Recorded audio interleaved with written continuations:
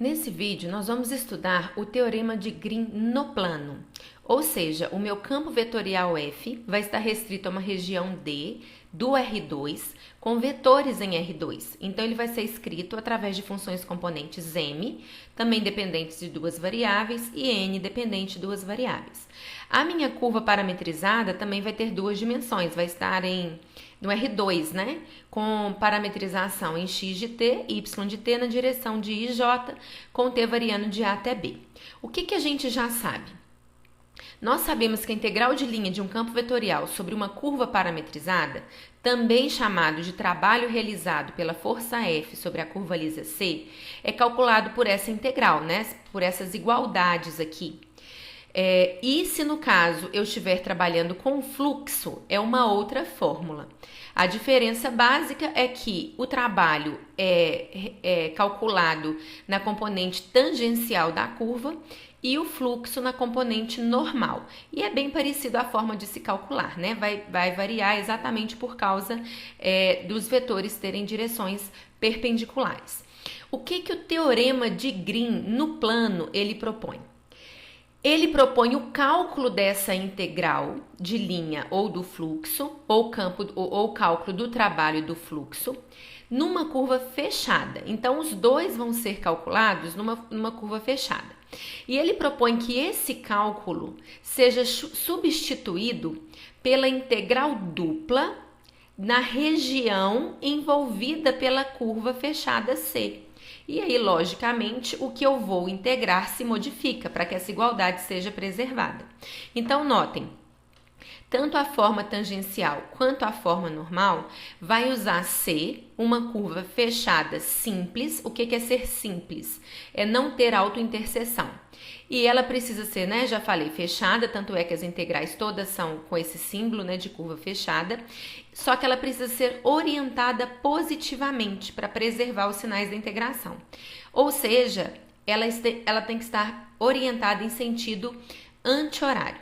A região D é a região limitada pela curva C, né, que é dada aqui nas integrais, e F vai ser o campo vetorial formado pelas funções componentes MN. E essas funções componentes MN que vão ser usadas como as funções de integração aqui no cálculo das duas integrais. Então, vamos ver como que a gente usa o teorema de Green aqui, fazendo os exemplos propostos nesse resumo.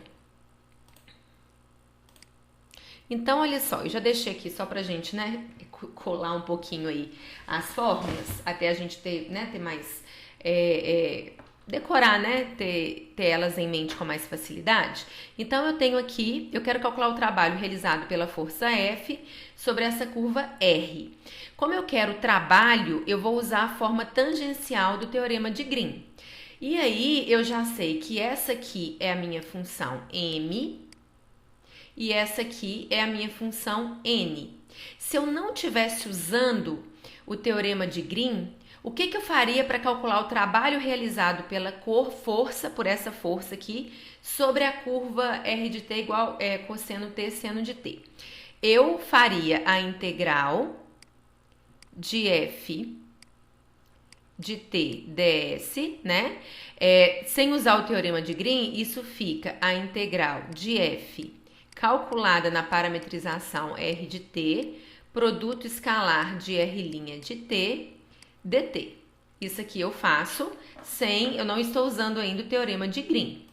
Então, nós teríamos, né, a integral, o t está variando de 0 até 2π, então eu vou colocar lá na minha integral essa variação de t aqui, de 0 até 2π. A f calculada na R de t vai ser x menos y, então vai ser cosseno de t menos seno de t, vírgula, x que é cosseno de t.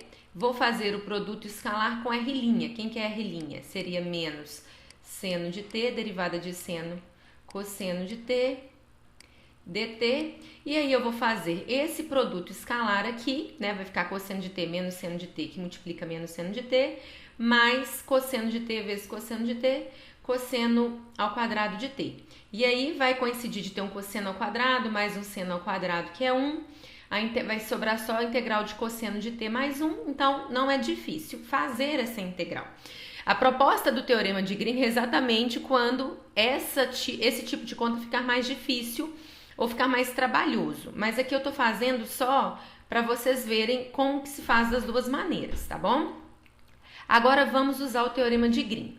Como que eu faria esse U, então, usando o teorema de Green? O teorema de Green, ele fala, então, olha, eu estou com a componente tangencial porque eu estou calculando o trabalho.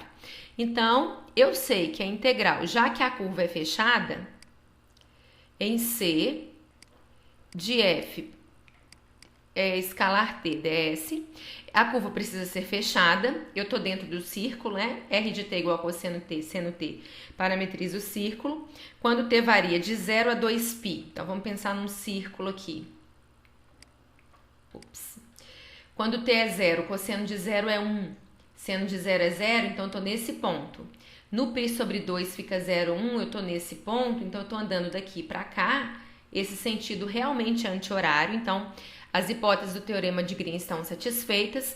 Eu vou trocar todo esse cálculo em verde aqui pela integral dupla da região D limitado pela curva. Quem que é a região D limitada pela curva? É o disco, né? Então eu vou ter que trabalhar nessa região. Eu vou pegar N e derivar com relação a X. Derivada de N com relação a X é 1, menos, vou pegar M e derivar com relação a Y. A derivada de M com relação a Y é menos 1, como tem o menos aqui fica mais 1, dx dy. Então ficaria a integral dupla de 2 dx dy, ou seja, 2 integral dupla de d dx dy. A gente sabe que integral dupla, se eu estiver integrando 1 aqui, o que eu calculo é a área, né? Então, aqui é 2 vezes a integral, a área daquele disco. É um disco de raio 1, a área do disco é πr2, então nós temos que isso aqui é igual a 2π. Se não fosse a área do disco, eu poderia agora usar coordenadas polares e fazer essa integral, mas aqui a questão é mostrar para vocês, né? Como usando o teorema de Green e sem usar o teorema de Green. Aqui o vermelho é usando o teorema de Green, né?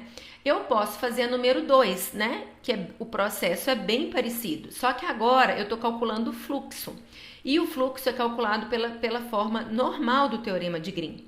Então, aqui eu faria integral sobre uma curva fechada C de f escalar n. Eu mudei a forma do n, né? Por causa da componente n maiúscula aí. E agora, então, isso fica exatamente igual a outra não, né? Mas o processo é o mesmo, vai ficar integral dupla, porque a região é a mesma, já que a curva que eu estou trabalhando é a mesma de cima, né? Agora, só que aqui eu pego a derivada de m com relação a x. Então, a derivada de m com relação a x é 1, mais a derivada de n com relação a y.